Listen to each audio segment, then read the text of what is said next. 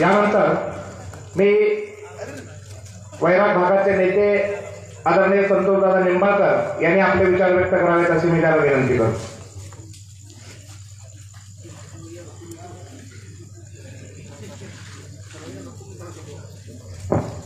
आपले नेते आदरणीय राजभाऊ, आपले उमेदवार आदरणीय अर्चनाताई पाटील, सर्व ज्येष्ठ आणि तरुण बांधवांनो, आज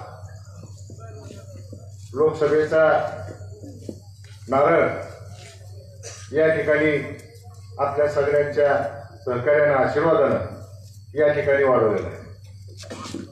वास्तविक पाहता ही निवडणूक तुमच्या आमच्या भवितव्याची आहे. कारण अण्णा, तुम्ही रमेशांना सांगितल्याप्रमाणे की ज्यावेळेस डॉक्टर पद्मसिंह पाटील उभारले होते त्यावेळेस आपलं घड्याळ चिन्ह होतं आणि घड्याळ चिन्ह असताना राजभाऊंनी पाठिंबा दिल्यामुळं डॉक्टर त्यावेळेस निवडून आले. आणि आज अर्चनाताई या ठिकाणी घड्याळ या चिन्हावर उभारलेले आहेत आणि राजभाऊंनी त्यांना पाठिंबा दिलेला आहे. राजभाऊंनी त्यांची उमेदवारी खिचून आणलेली आहे. त्याच्यामुळे ताई निश्चित 1,01% तुम्ही आजच निवडून आलेले आहे. आणि वास्तविक पाहता रणवीर भैया, आपला नंबर पण एकच आहे, बरोबर आहे ना राजभाऊ? 1 नंबरचंच बटन आहे आपलं बॅलेट पेपरवर. म्हणजे 1 नंबरच्या बटन घड्याळासमोरचं दाबून आपण अर्चनाताईला भरपूर मतानं विजयी केलं पाहिजे. आज या तालुक्यामध्ये राजभाऊच्या नेतृत्वाखाली आपण काम करत असताना 25-30 वर्ष राजभाऊंनी या तालुक्यासाठी काय केलंय काय नाही हे तुम्हाला आम्हाला माहित आहे. ज्यावेळेस सर्वसामान्य माणसावर आणि शेतकऱ्यावर वेळ येते, ज्यावेळेस रात्रीचा बेरात्रीचा विचार न करता, आपल्या घरादाराचा विचार न करता सर्वसामान्य माणसासाठी आज राजभाऊंनी जीवाचं रान केलंय हे आपल्याला विसरून चालणार नाही. आज सत्तेमध्ये आपण नसताना फक्त सत्ता काय असते या 1.5 वर्षात रमेशांना 2,500 कोटीचा निधी आज तालुक्यामध्ये राजभाऊने आणला. म्हणजे सत्ता काय असते आणि सत्तेमध्ये राजभाऊ असल्यावर काय होतंय हे आपल्याला या ठिकाणी उदाहरण आपल्या तालुक्याला मिळालं. कारण एकही गाव असं नाही की त्या गावाला 50 लाख 1 कोटी निधी मिळालाय. आज तुम्हाला आवर्जून सांगतो की वैरागची नगरपंचायत आपल्या ताब्यात नसताना सुद्धा ताई राजभाऊंनी मन मोठं केलं आणि 10 कोटी रुपयाचा निधी आम्हाला दिला आणि 10 कोटीची कामं त्या ठिकाणी झाली. आणि आज 50 कोटीची पाणी पुरवठा योजना मार्गी लावली. कारण या तालुक्याचं मागचं राजकारण जर बघितलं तर राजभाऊंनी दूरदृष्टी ठेवून कोण कुठल्या पक्षाचा आहे, कोण कुठल्या गटाचा आहे, पार्टी गावात कुणाची आहे हे न पाहता या तालुक्यातला प्रत्येक शेतकरी, प्रत्येक नागरिक हा माझा आहे आणि प्रत्येक गावात सोय झाली पाहिजे हा दृष्टिकोन ठेवून आज राजभाऊने आपल्यासाठी काम केलेलं आहे. आज राजभाऊने एवढे कुठे आपल्यासाठी कामं केलेत, त्या कामाचं आपण सगळीकडे कौतुक केलं पाहिजे. प्रत्येक माणूस राजभाऊ तुमचं नाव घेत आहे. ही रमेशांना फोन बिन सगळं झूट आहे. दिवस रात्रभर राजभाऊने एवढं कष्ट करून, एवढं काम करून, एवढा निधी तुम्हाला आणून देऊन ज्या गावात पाणी पुरवठा नाही त्या गावात पाणी पुरवठा आणला, ज्या गावात रस्ते नाहीत त्या गावात रस्ते दिले. मार्केट कमिटीचा आज मार्केट कमिटीमध्ये काय परिस्थिती आहे ही तुम्ही विचार करा. वैराग भागामध्ये आमच्या मार्केट कमिटीमध्ये द्राक्ष जास्त प्रमाणात तिथं पिकतेत. कोल्ड स्टोरेज 2 काढलेत. आज त्या भागातील शेतकऱ्यांना तासगावला जायचं वाचलं, सांगलीला जायचं वाचलं आणि त्याच कोल्ड स्टोरेज काढून त्याच ठिकाणी लिलाव करून त्याच ठिकाणी शेतकऱ्यांना पैसे मिळणार. ही दूरदृष्टी तुमची आमची आहे. फोनच आला, फोनच केला, ह्या गोष्टी आपण सगळ्याला समजून सांगितल्या पाहिजे.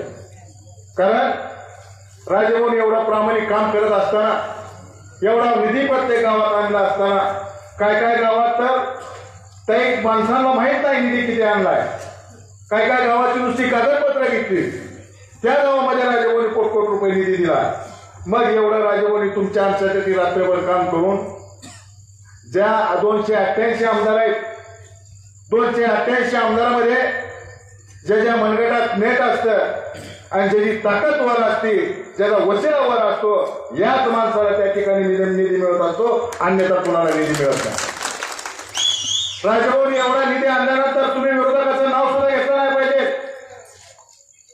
आज तुम्ही विरोधकाचं नाव घेतल्यावर राजभवनाला काय वेदना होत असतील याचाही तुम्ही आम्ही विचार केला पाहिजे. एवढी या माणसाला कामे केली. राजभवनाला आपण सगळ्यांनी तालुक्याला सांगितलं पाहिजे की भाऊ तुम्ही आमच्या तालुक्यात लक्ष देऊ नका, आपल्या तालुक्यात लक्ष देऊ नका, बाहेरच्या तालुक्यात लक्ष द्या. ही तालुका आम्ही सांभाळतो, ही जबाबदारी आहे तुमच्या आमच्यावर. कारण एवढा निधी आणला, एवढं काम केलं राजभवनी, आणि एवढं काम करत असताना जर आपण अशा पद्धतीने वागत असाल तर राजभवन आमच्या सरकारला सुद्धा वाईट वाटतं. एवढा निधी आणलाय, राजभवनाला तुम्ही फिरू सुद्धा पुढे दिला नाही पाहिजे. राजभवन तुम्ही एका ठिकाणी बसा, आम्ही तुम्हाला पाहिजे तेवढा निधी देतो. रेणक्याप्पा काय होतं तुमच्या काळात, कारुण भाऊ काय होतं तुमच्या काळात, रमेश अण्णा काय होतं, कथले मालक काय होतं, भारत मालक काय होतं, कुंडी भाऊ काय होतं, वारू बाप्पा काय होतं,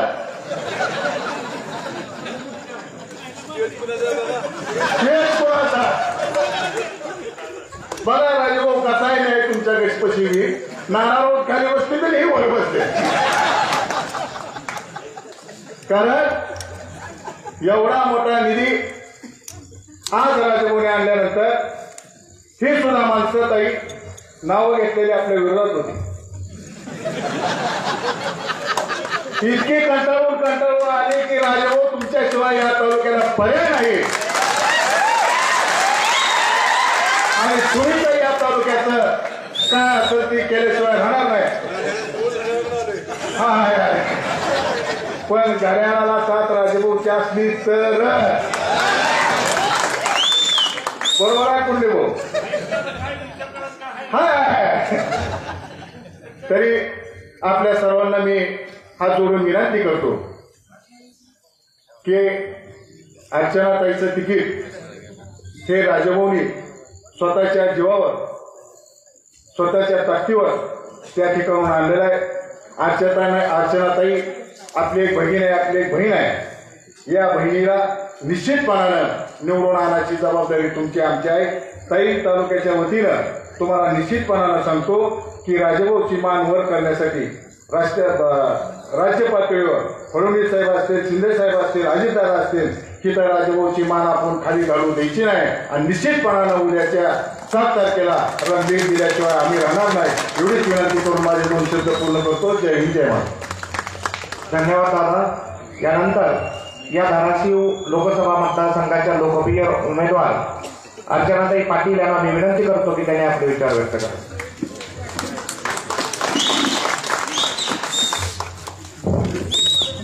आपल्या बार्शी मतदारसंघाचे भाग्यविधाते राजे सम्राट आमदार माझे भाऊ, ज्यांनी खरंच म्हणजे आता जे बोलले मला सगळ्यांची नावं माहीत नाही, नवीन आहे अजून, पण ज्यांनी माझं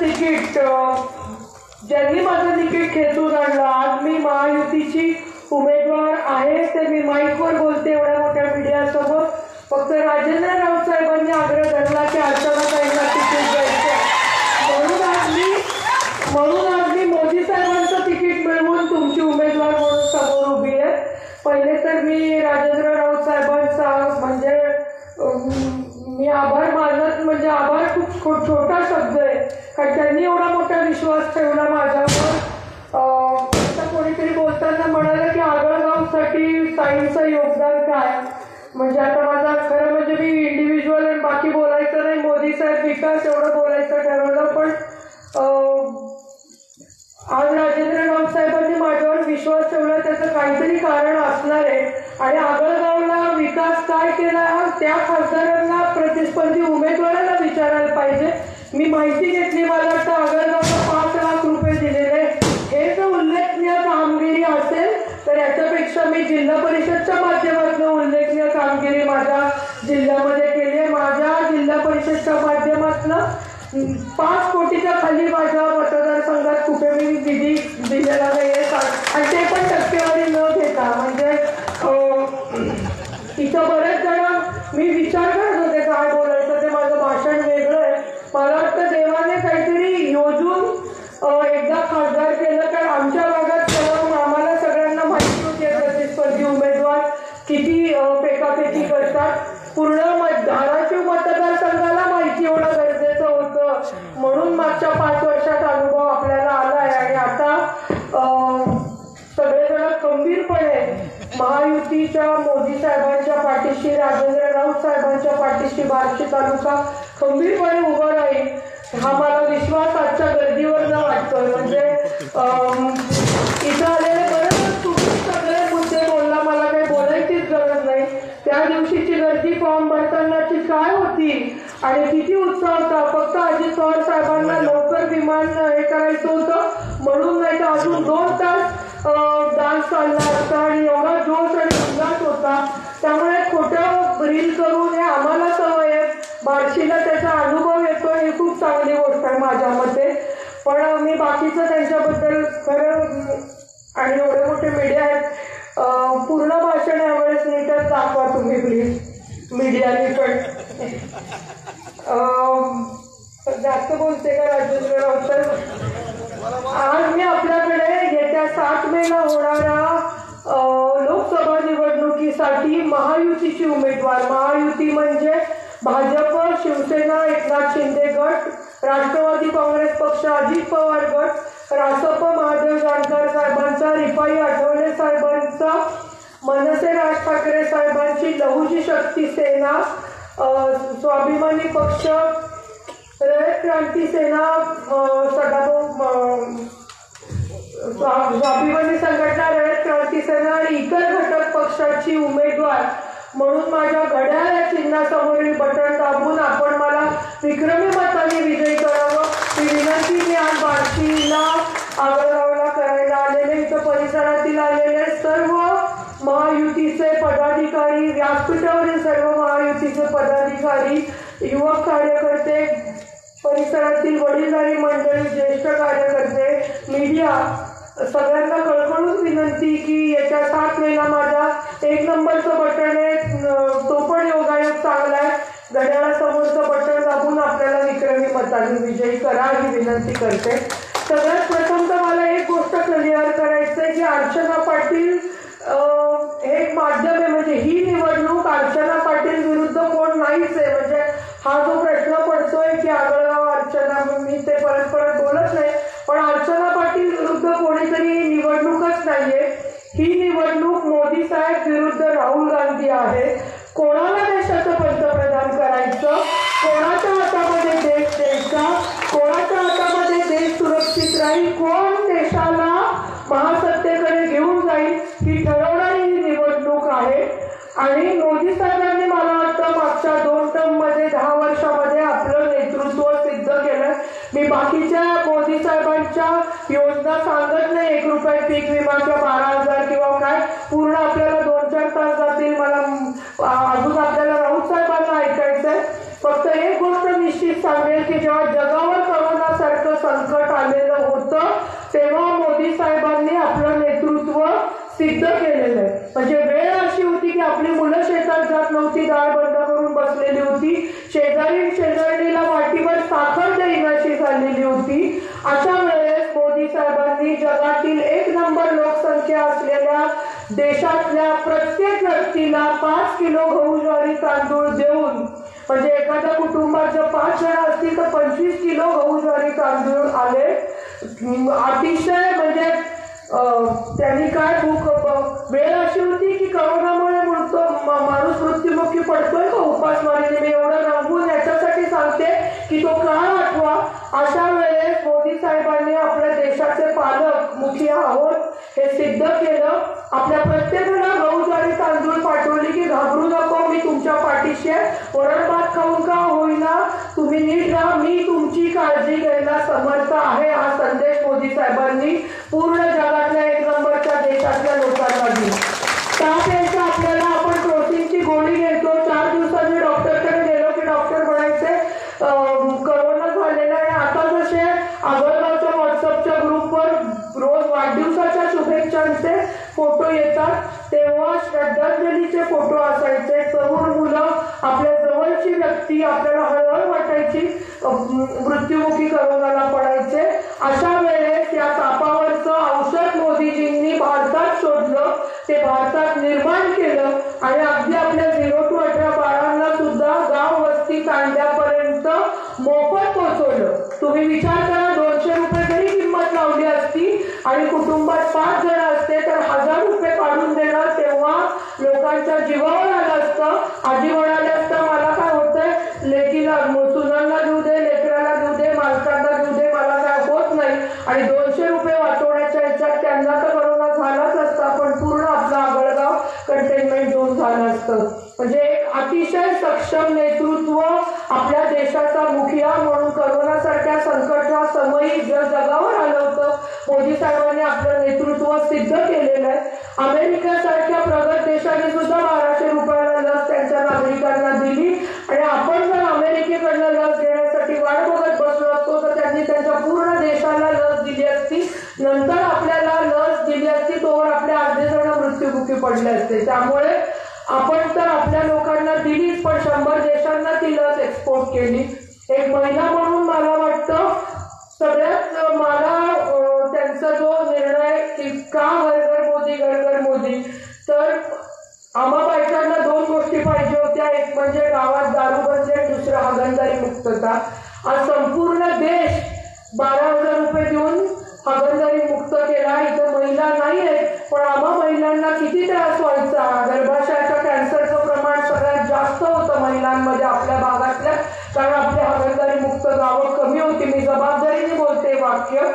मोदी साहेब पहिले पंतप्रधान होते देशाचे 75 वर्षांनंतर पुरुष पंतप्रधान, ज्यांनी लाल किल्ल्यावरनं स्वच्छ भारत मिशनची घोषणा केली आणि संपूर्ण जगातल्या 1 नंबर लोकसंख्या असलेल्या देशातल्या प्रत्येकाला 12,000 रुपये शौचालयासाठी दिले. आम्हा बायकांसाठी खूप मोठी गोष्ट आहे, कारण उसाचे पैसे आले तरी मोटरसायकल दारात यायची, पण शौचालय बांधलं जात नव्हतं आणि त्याचा त्रास आम्हा बायकांना रात्रीची वाट बघावी लागायची आणि घाणीमध्ये आडोशाला जावं लागायचं किंवा पहाटे. एक महिला म्हणून मला त्यांचा त्या निर्णयाचं सगळ्यात जास्त महत्व वाटतं. मी मोदी साहेबांच्या योजना सांगत बसत नाही.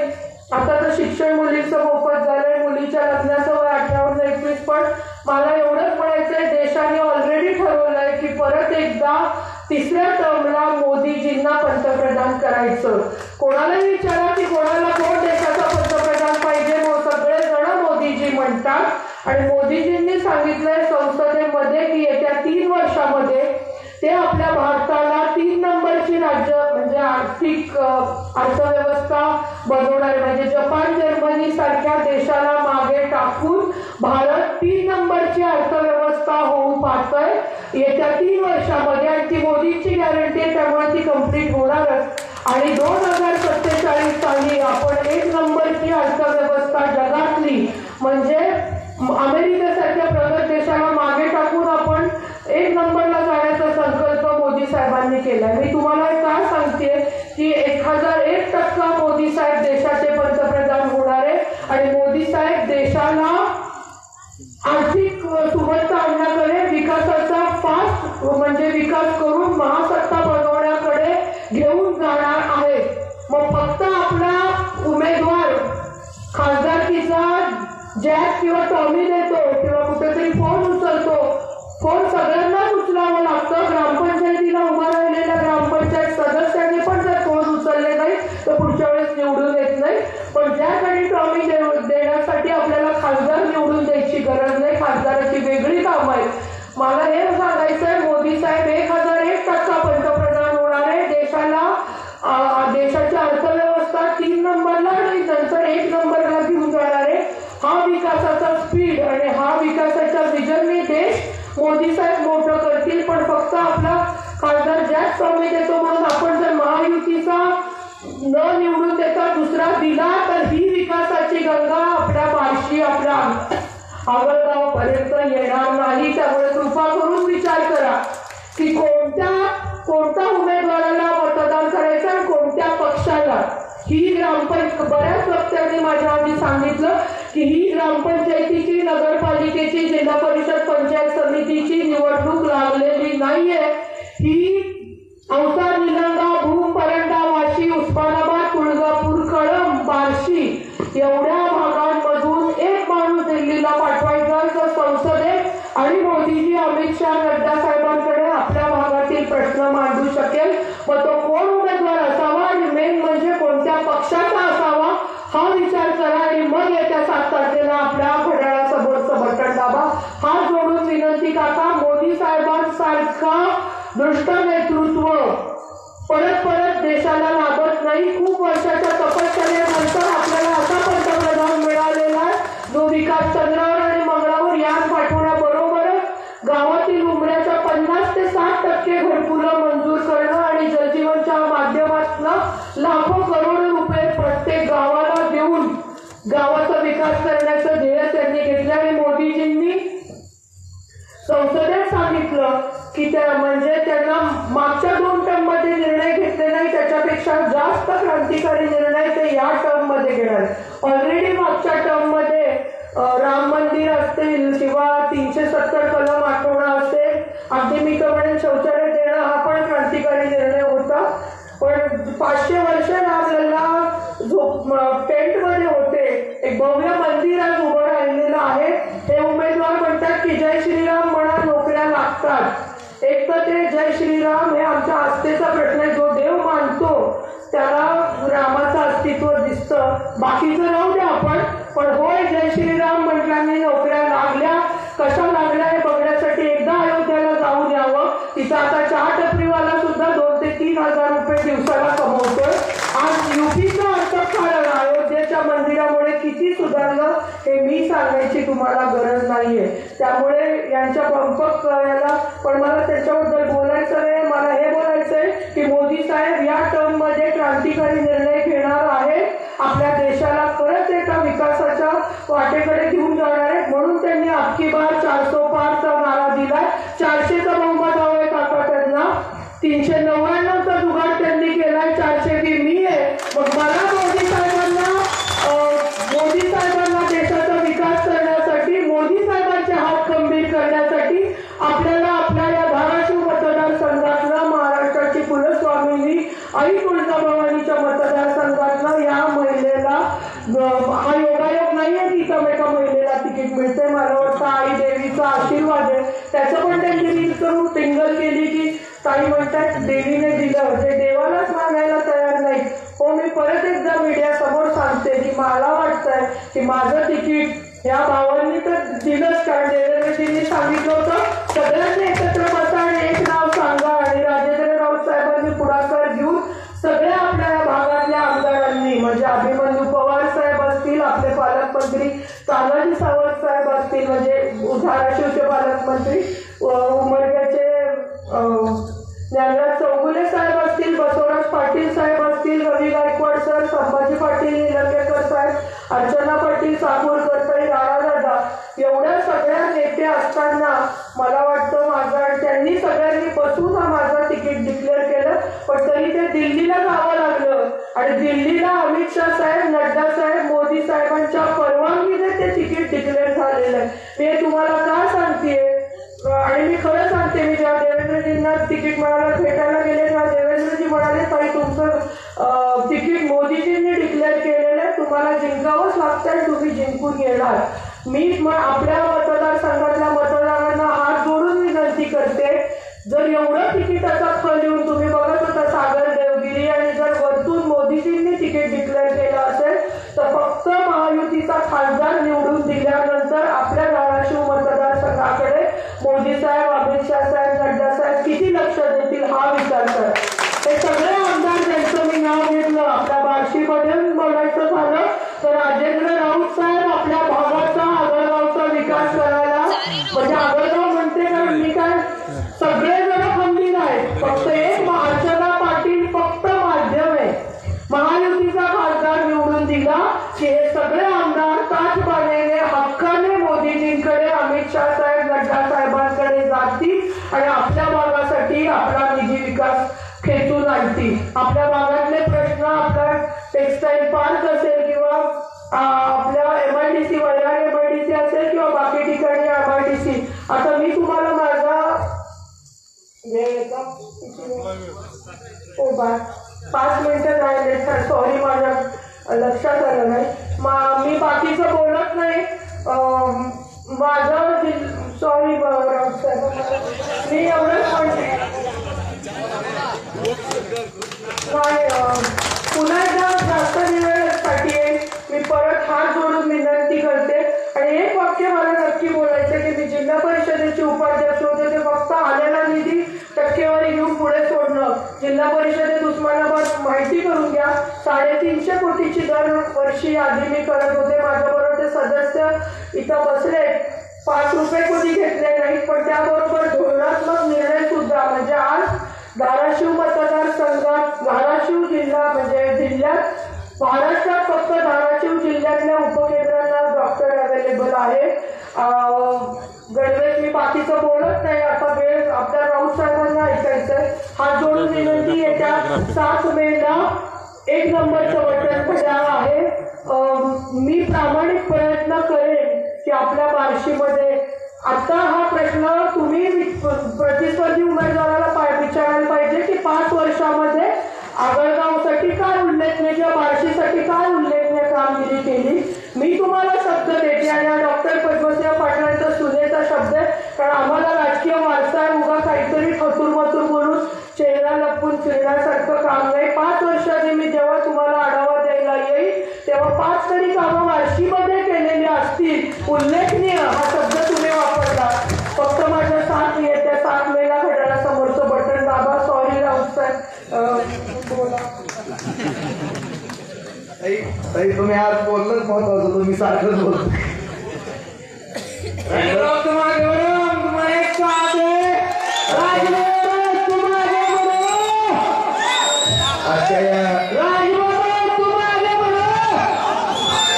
आजच्या या लोकसभेच्या प्रचाराच्या शुभारंभ प्रसंगी व्यासपीठावरती उपस्थित विजयी उमेदवार आपल्या भगिनी आदरणीय अर्चनाताई पाटील, सन्माननीय व्यासपीठ. तर तुमची गाड्याला पुढे मी काय करू, माझ्या गाड्याला पावडे खावायला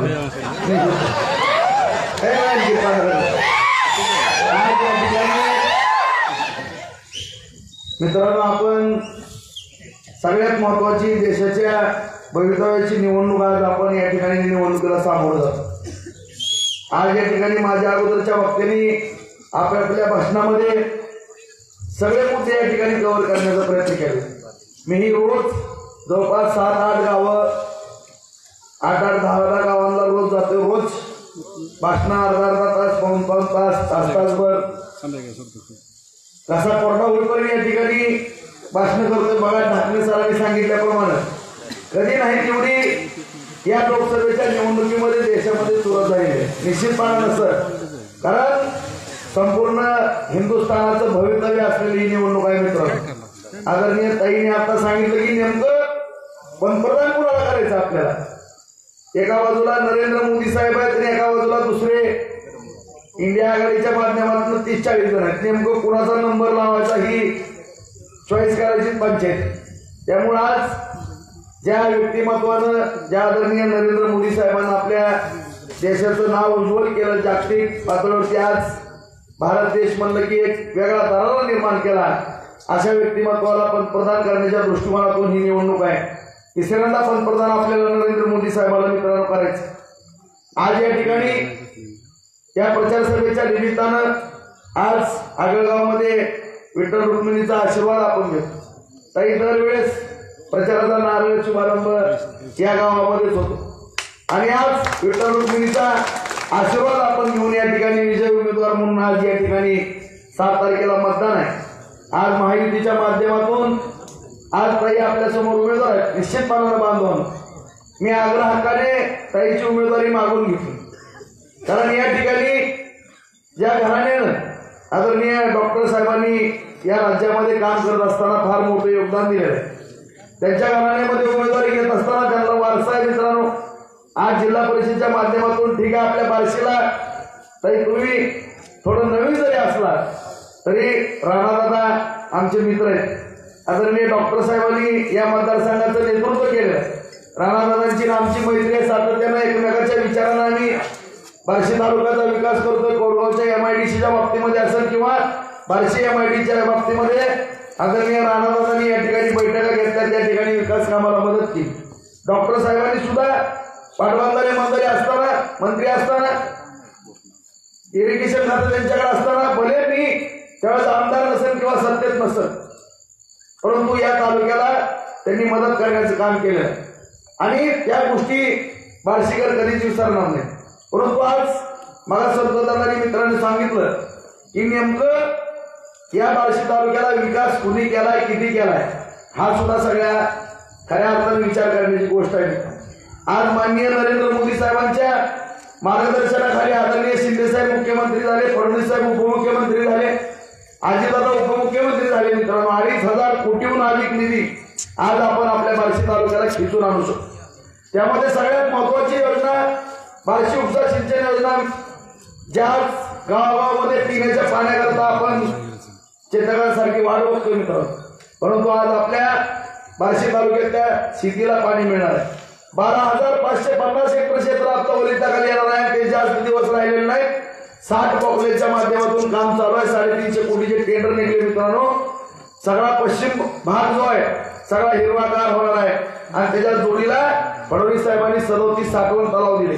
आज आगळगावमध्ये सुद्धा 75 एकराच्या शिवारामध्ये साठवण तलावाचं काम चालू आहे. 50 एकर जमीन गजत नव्हती, 1200 ते 1500 एकर जमीन भिजणार. आज आपल्या आगळगावकरांना माहित आहे, माझे सहकारी मित्र मोरे सर असतील, त्यांची सगळी टीम असत. आज या ठिकाणी देवेंद्र फडणवीस साहेब मुख्यमंत्री होते. जलयुक्त शिवारच्या माध्यमातून आपण काम करत असताना आगळगावला बंधारे दिले, नदीचं खोलीकरण केलं किंवा या संपूर्ण तालुक्यामध्ये खोलीकरणाची कामं करत असताना बंधारा आपण दुरुस्त करून त्या ठिकाणी पाणी हटवलं. आगळगावचा किती शिवार या ठिकाणी ओलिताखाली आला. या सगळ्या गोष्टीची जाणीव आपल्या आगळगावकरांना आणि संपूर्ण बार्शी तालुक्यामध्ये जे 37 साठवण तलाव दिलेले सगळ्याची कामं 35 साठवण तलावाची कामं चालू आहेत. आज नागझरी भगवतीवरती किटीवर दिलेत. आज आपल्याला या ठिकाणी चांदणी नदीवरती किटीवर करायच्यात, काही जुने आपण केलेले. आज बोरवाड्यावरती आपण किटीवर करतोय. भविष्य काळामध्ये 101 साठवण तलावाची प्रतिज्ञा आपण केलेली आहे. आज मी माझ्या सर्व शेतकरी बांधवाला शब्द देतो, येणाऱ्या 1 ते 1.5 वर्षाच्या आत जर 50 एकर जमीन फक्त दुर्दैवानं असला विचित्र दुष्काळ पडून उजनी ज्यावेळेस ओरपूर होईल मित्रांनो, त्यावेळेस जर 50,000 एकर जमीन 1-1.5 वर्षाच्या आत 12 बागायत नव्यानं नाही झाली तर मला एक पण मत कधी देऊ. जर कमीत कमी 5 ते 6 वर्षामध्ये 101 साठवण तलाव, बोरवाड्यावरचे 9 किटीवेर, चांगली नदी, बिडकी नदी, राम नदी ह्याच्यावरचे किटीवेर आणि भविष्यात आणखी नवीन साईट आपण साठवण तलावाच्या काढणार आहेत. ह्याच्यामध्ये येणाऱ्या 6 वर्षात नव्यानं बार्शी तालुक्यातली 1 लाख एकर बागायची जमीन जर केली नाही तर आपला राजकारणाचा संबंधच होऊ शकत. अशा पद्धतीचं या ठिकाणी आपण काम करतो. MIDCच्या माध्यमातून आज तारसंगणाची MIDC त्यावेळेस मी आमदार असताना जागा संपादित केली. आता कारखान्याची कामं चालू झाली. आज 135 एकरामधली MIDC मला दादांनी सांगितलं की वायराला सुद्धा आपण 250 एकर जमीन आहे मित्रांनो. 150 एकर MIDC तिथं करतोय. 75 एकर जमीन संतरात लागली. इंद्रेश्वर कारखाना चांगला चालू आहे. हर्षवर्धन पाटलाला फडणवीस साहेबांनी मदत केली. आर्यन कुणी पण पाळला तुम्हाला माहित आहे. तोही कारखाना सोनूने त्या ठिकाणी राष्ट्रवादीचे पवार साहेबांचे, शरद पवार साहेबांचे उमेदवार आहेत. ते राष्ट्रवादीचे माहीत असताना सुद्धा, पवार साहेबांच्या जवळचे असताना सुद्धा एक नवीन उद्योग होतोय. त्या ठिकाणी जिल्हा मध्यवर्ती बँकेच्या माध्यमातून मदत करून तोही कारखाना चालू ठेवला. आज नव्यानं प्रचंड पाणी आपल्या बार्शीमध्ये होणार आहे. संतनाथ कारखाना सुद्धा आपण त्या ठिकाणी चालू करणार आहेत मित्रांनो. लवकरच संतनाथ कारखान्याचा सुद्धा बंबा चालू झाल्यावर तुम्हाला त्या ठिकाणी वाजल्यावर दिसणार आहे.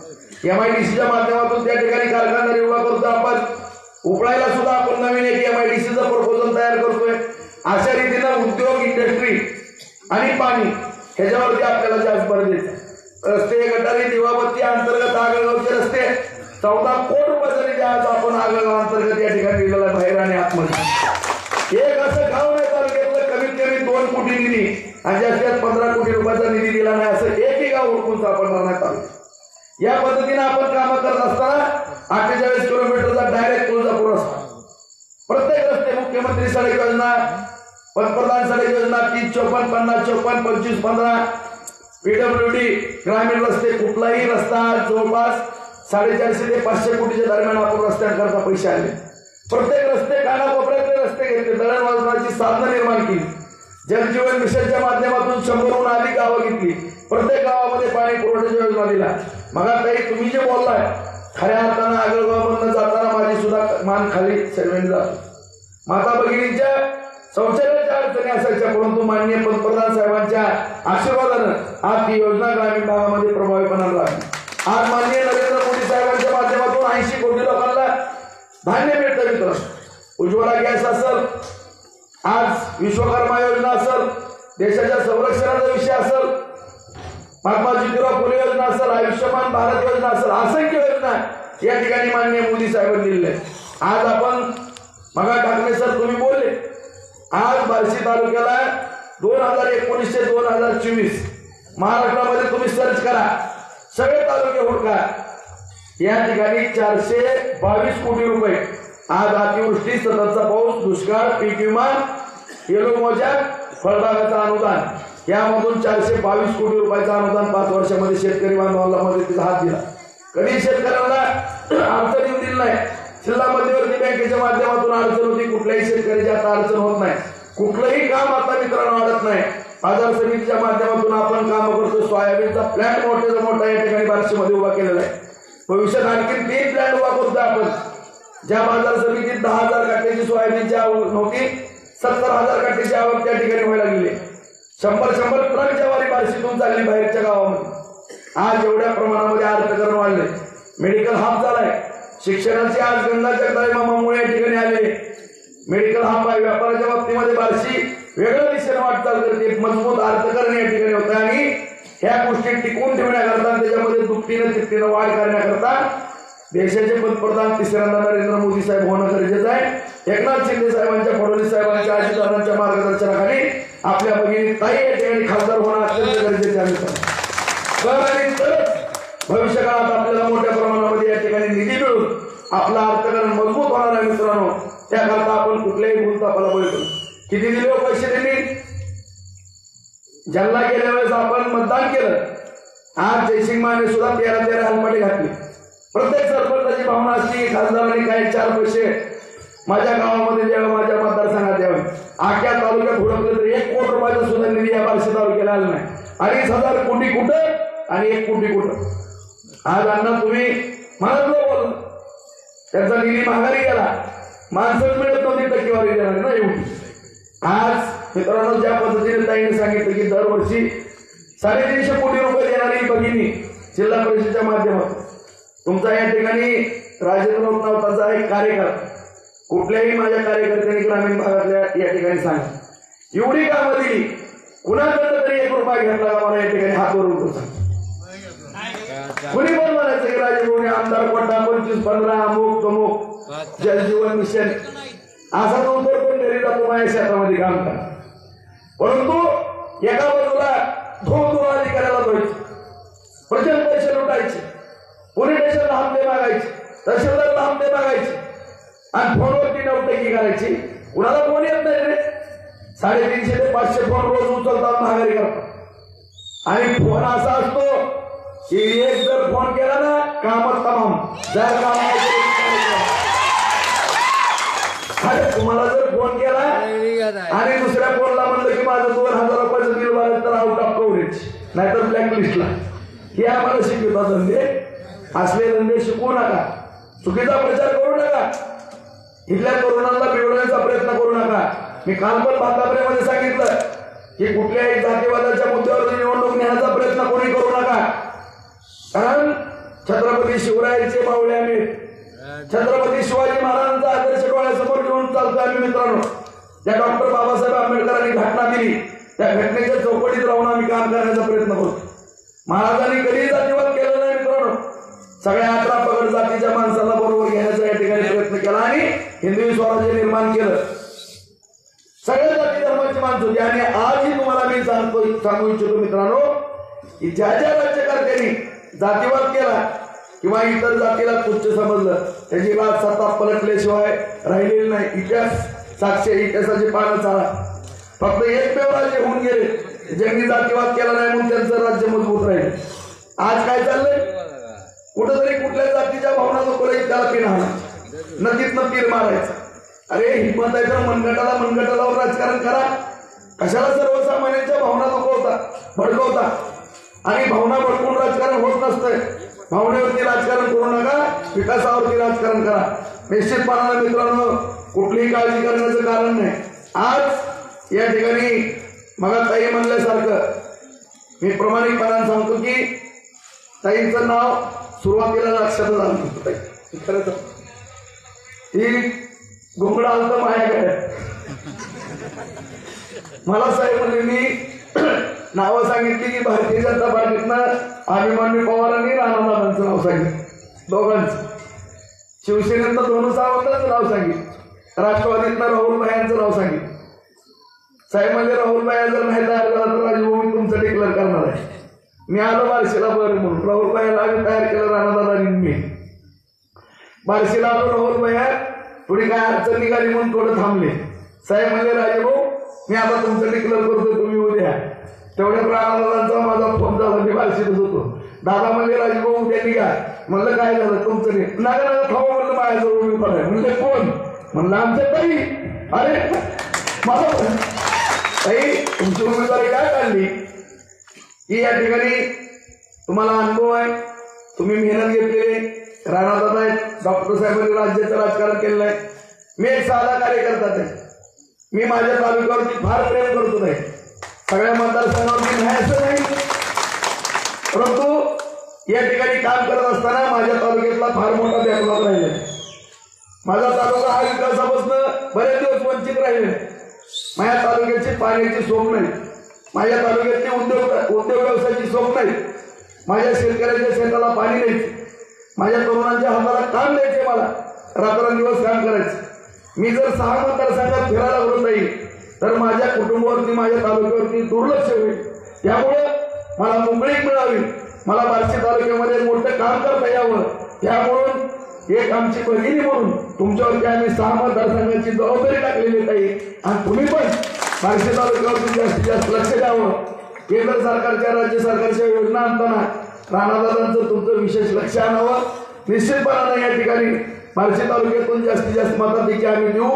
आणि ज्या वेळेस आम्ही कुठल्याही खासदारांचा प्रचार केला, बापू कांबळे असतील दोनदा हे निवडून आले, डॉक्टर साहेब निवडून आले, रवी सर निवडून आले. गेल्या वेळेस आम्ही ताई जिकडे होतो तिकडे निवडून, त्यावेळेस आम्ही बहुमन तुमच्या पाठीशी खंबीर आहे. संपूर्ण बार्शी तालुका खंबीर तुमच्या पाठीमागे आहे.